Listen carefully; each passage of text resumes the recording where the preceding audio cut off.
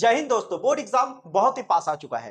अब आप भी इस तरह के प्रश्नों की तलाश करना शुरू कर चुके होंगे जो वायरल क्वेश्चन हो और बड़े मार्क्स वाले प्रश्न हो, जो कि बोर्ड एग्जाम में हर बार पूछे जाते हो। जैसा कि यहाँ पे आप छठे चैप्टर से इस प्रश्न को देख सकते हैं, जो कि समलंब के ऊपर आधारित प्रश्न है। दोस्तों, समलंब वाला प्रश्न बोर्ड एग्जाम में पूछा ही जाता है। बड़े मार्क्स का प्रश्न है दोस्तों। बहुत ही आसान तरीके से आपको एकदम जीरो से समझाऊंगा, एकदम बेसिक से समझाऊंगा और कम से कम समय में आप इसको एकदम बेहतर तरीके से समझ लोगे और बोर्ड एग्जाम में बेहतर मार्क्स लाओगे। दोस्तों, बस वीडियो को पूरा अंत तक देखिएगा। अगर चैनल पे नए होंगे तो चैनल को सब्सक्राइब कर लीजिएगा, बेल आइकन को प्रेस कर लीजिएगा ताकि मेरी हर वीडियो आप तक सबसे पहले पहुंचे। तो बिना देर के आइए शुरुआत करते हैं दोस्तों। समलंब पर आधारित अगर बोर्ड एग्जाम में प्रश्न पूछ दे छठे चैप्टर से तो कैसे किया जाए, आइए देखते हैं सवाल क्या कह रहा है कि ए बी सी डी एक समलंब है। क्या है? एबीसीडी एक समलंब है। कैसा चतुर्भुज है? समलंब। समलंब की खासियत क्या होती है समझिए। जब हम बनाते हैं समलंब चतुर्भुज तो देखिए, ध्यान से देखिए, चार भुजाएं होती हैं इसकी। कितनी? चार भुजाएं। लेकिन समलंब की खासियत यह होती है कि इन चारों भुजाओं में से कोई दो भुजा आमने सामने होता है। आमने सामने का मतलब समांतर। समांतर का मतलब समझ रहे होंगे दोस्तों कि ए बी सी डी अगर मैंने ऐसे खींचा तो यहां पे आप देख सकते हैं कि ए बी वाली जो भुजा है वो सीडी वाली भुजा के, किसके? सीडी वाली भुजा के क्या है? एकदम आमने सामने, एकदम ऐसे सीध में, एकदम ऐसे सीध में दिख रहा होगा दोस्तों, जिसे हम लोग समांतर कहते हैं। और इसे लिखा कैसे जाता है कि ए बी जो है वो समांतर है किसके? सीडी के, जो कि यहां आपको दिया भी है, देख सकते हैं, जिसमें ए बी जो है वो सीडी बोले या डीसी बोले मतलब एक ही होता है। ठीक है, जो कि एक दूसरे के समांतर है। और ये जो दो भुजाएं आपको दिख रही हैं थोड़ी तिरछी दिखती हैं, ऐसा स्ट्रक्चर ही समलंब कहलाता है। समलंब कैसा होता है? दो समांतर भुजाएं होती हैं और दो समांतर नहीं होती हैं, इसे समलंब कहा जाता है। अब आगे देखिए क्या कह रहा है दोस्तों। कह रहा है कि ए बी सी डी एक समलंब है जिसमें ए बी डी सी की क्या है? ये दो लाइन खींची गई, इसका मतलब होता है पैरेलल यानी समांतर। तो यहाँ पे देख सकते हैं ए बी वाली जो है वो डीसी वाली के क्या है दोस्तों? समांतर है। इतनी बात आपको समझ में आ गई होगी। जिसके विकर्ण, अब विकर्ण क्या होता है दोस्तों? तो विकर्ण किसे कहते हैं? जो बीच में यहां से हम अगर एक लाइन ऐसे खींच दे, सी तक पहुंचा दे, तो ये जो लाइन मैंने खींचा इसे विकर्ण कहते हैं। क्या कहते हैं दोस्तों? विकर्ण। कितने विकर्ण खींचे जा सकते हैं अंदर में? एक ऐसे खींचा जा सकता है और एक कुछ इस तरह से खींचा जा सकता है दोस्तों। तो विकर्ण कितने हुए? दो हुए। तो जिसके विकर्ण परस्पर बिंदु ओ पर प्रतिच्छेद करते हैं। प्रतिच्छेद का मतलब होता है ऐसे दो लाइनें आपस में जाके कट हो जाए। तो विकर्ण कहां पे कट हुआ है? यहां पे। तो यही बिंदु क्या है? ओ है। यहां तक आपको समझ में आ गया होगा। तो कहता है कि सिद्ध कीजिए या फिर दर्शाइए कि एओ एओ बटे बीओ जो होगा वो बराबर होगा किसके?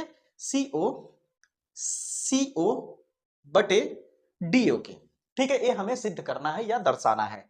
ठीक है, या फिर दिखाना है कि इतना बराबर इतना होता है। ठीक है दोस्तों, बिल्कुल आसान तरीके से समझ में आएगा। तो सबसे पहले अब देखिए दोस्तों, हमारे पास दिया क्या है। तो हमारे पास A B C D, A B C D एक क्या है दोस्तों? समलंब है। क्या है दोस्तों? एक समलंब है। ठीक है, ये दिया हुआ है। उसके साथ क्या दिया है? जिसमें ए बी जो है वो समांतर है किसके? डीसी के। ये चीज आपको दिया हुआ है। उसके बाद क्या दिया है दोस्तों? जिसके विकर्ण परस्पर बिंदु ओ पर प्रतिच्छेद करते हैं, जो कि इसे नहीं भी लिखेंगे तो चलेगा। तो दिया है में वही चीज लिखा जाता है जो आपको स्ट्रक्चर बनाने के समय दिया जाता है कि यहाँ पे इतना है या इसके बराबर क्या है। ठीक है, तो जो चीजें दी गई हैं वो यहाँ पे लिखा गया। ठीक है, उसके बाद हमें सिद्ध क्या करना है या हमें दर्शाना क्या है?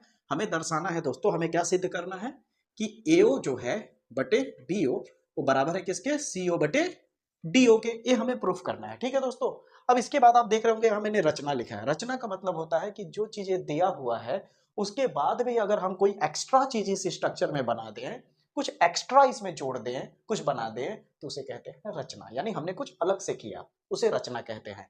तो यहाँ पे हम क्या करने जा रहे हैं? हम यहाँ पर दोस्तों ये जो ए बी वाली लाइन है इसी के समांतर यानी आमने सामने, एकदम आमने सामने, एकदम सीध में यहाँ पे क्या करेंगे? एक लाइन खींच देंगे। ऐसे दिख रहा है दोस्तों आपको? इस तरह से कुछ। और ओ से ई तक मैं क्या कर दूंगा? एक लाइन खींचूंगा और बिंदु ई पर मिला दूंगा। यानी बिंदु ओ से मैंने एक रेखा खींचा और ई पर मिला दिया। बिंदु ओ से एक रेखा ई पर मिलाया। ठीक है, तो हम क्या लिखेंगे यहां रचना में? बिंदु ओ से एक रेखा खींचा जो कि ए बी के समांतर है। कौन? ओ ई। ये जो ओ ई वाली रेखा है, या इसे ई ओ भी कह सकते हैं, ई ओ, ये क्या है, ए वाली रेखा जो है, ये लाइन जो डैश डैश मैंने खींचा है, वो ए बी के क्या है, समांतर है। ध्यान रखिएगा, ए बी के क्या है, समांतर है। अब इतनी बात आपको समझ में आ रही होगी। अब इतना जब आपने कर लिया, स्ट्रक्चर बना लिया, इतना स्टेटमेंट लिख दिया, तो 4 नंबर का जो प्रश्न है उसमें से आपको 2 नंबर मिल गया। इतने पे ही 2 नंबर मिल गया, और 2 नंबर आपको उपपत्ति पे मिलता है। दोस्तों समझ आ रही है मेरी बातें?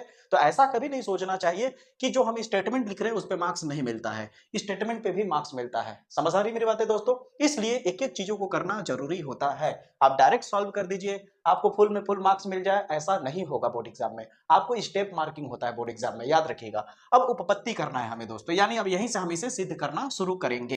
ठीक है दोस्तों, तो अब हम क्या करते हैं, नीचे आपको शायद जगह ना दिखे, इसलिए आप स्क्रीनशॉट ले लीजिए इसे, और मैं इसे मिटा करके आगे करता हूं। अब उपपत्ति में दोस्तों हम लोग हल करते हैं, हल करके इतना दर्शा देंगे या इतना प्रूफ कर देंगे कितना बराबर है। ठीक है, तो सबसे पहले हम लोग क्या करते हैं, जब भी यह प्रश्न पूछा जाता है, तो यहां पे आपको एक स्ट्रक्चर दिख रहा होगा दोस्तों, कुछ इस तरह से। अगर आप ध्यान से देखें तो ये स्ट्रक्चर आपको दिख रहा होगा दोस्तों। क्या आपको दिखा दोस्तों? इसको ध्यान से देखिए। क्या आपको ए बी डी ई ओ, क्या यहां पे आपको दिख रहा है दोस्तों? इस तरह से बिल्कुल दिख रहा होगा, देख सकते हैं आप लोग यहां से, ए बी डी दिखा दोस्तों, ये वाला यहां पे दिख रहा होगा दोस्तों। और यहां पे देखें तो एक त्रिभुज बन रहा है। त्रिभुज कौन है? ए बी डी, ये बड़ा वाला त्रिभुज आपको दिख रहा होगा। तो हम यहां उपपत्ति में लिखेंगे कि त्रिभुज ए बी डी में, अब हम यहां पे हल करने जा रहे हैं। तो त्रिभुज ए बी डी में हमने क्या देखा कि ए बी वाली जो लाइन है, ए बी वाली जो लाइन है वो समांतर है किसके? ई ओ के। किसके दोस्तों? ई ओ के।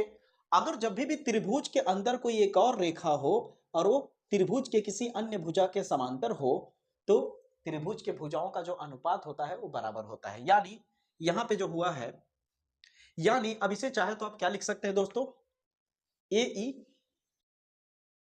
बटे ई डी बराबर बी ओ बटे ओ डी। अब ओ डी लिखें या फिर डी ओ, मतलब एक ही होता है, डी ओ। तो अब इसे नाम दे देंगे समीकरण नंबर 1 का। अब इसे मिटा देता हूं दोस्तों, इसका नाम हो जाएगा इक्वेशन नंबर फर्स्ट, इसे कहेंगे समीकरण नंबर 1। अब दोस्तों इसी तरह एक और आपको स्ट्रक्चर दिखा रहा हूं, उसे ध्यान से देखिएगा दोस्तों। क्या आपको ये दिख रहा है? बिल्कुल आपको दिख रहा होगा कुछ इस तरह से दोस्तों। यहाँ पे है आपका ए, यहाँ है आपका सी, यहाँ है आपका डी, और यहाँ से एक लाइन गई है ऐसे, ये है आपका ओ, और यहाँ है ई। क्या दिखा दोस्तों? ये स्ट्रक्चर बिल्कुल दिख रहा होगा आपको, यहाँ से ये देख सकते हैं आप लोग। दिखा कि नहीं? बिल्कुल दिखा। अगर ये आपको दिख रहा होगा तो वही चीज यहां भी आपको दिख रहा होगा, त्रिभुज ए सी डी। तो यहां पे क्या लिखेंगे दोस्तों इस बार? त्रिभुज ए सी डी में। अब त्रिभुज ए सी डी में देखा जाए तो ए और ए आपस में समांतर होंगे। अब आप कहेंगे कैसे सर? तो देखिए, ये लाइन इसके समांतर है कि नहीं, और ए इसके समांतर है, तो ये वाला अपने आप इसके समांतर होगा कि नहीं। यानी आप कह सकते हैं कि डी सी जो है वो समांतर है किसके? ईओ के। ठीक है, याद रखिएगा दोस्तों। अब जब ये समांतर हो गया तो फिर क्या होगा, इसके भुजाओं का अनुपात फिर बराबर हो जाएगा, यानी ए ई बटा ई डी बराबर ए ओ बटा ओ सी, या फिर सी ओ। ओ सी लिखो चाहे सी ओ लिखो, मतलब एक ही होता है। ये हो गया समीकरण नंबर 2। अब बताइए दोस्तों, कितना आसान तरीके से हम लोगों ने समीकरण 1 और समीकरण 2 बना लिया। अब दोस्तों आपको यहां तक एकदम अच्छे से समझ में आ गया होगा समीकरण 1 कैसे बनाया और समीकरण 2 कैसे बनाया। अब यहां पे ध्यान से अगर आप देखें दोस्तों, समीकरण 1 और समीकरण 2 में, यानी समीकरण 1 व समीकरण 2 में अगर आप ध्यान से देखें तो समीकरण 1 में जो बराबर है, ये बराबर के इधर वाले को लेफ्ट हैंड साइड कहते हैं और बराबर के इधर वाले को राइट हैंड साइड कहते हैं। तो बराबर के इधर देखिए लेफ्ट हैंड साइड में क्या है, ए ई बटे ई डी, और समीकरण 2 के लेफ्ट हैंड साइड में यहां पे देखें तो ए ई बटे ई डी, दोनों सेम है कि नहीं।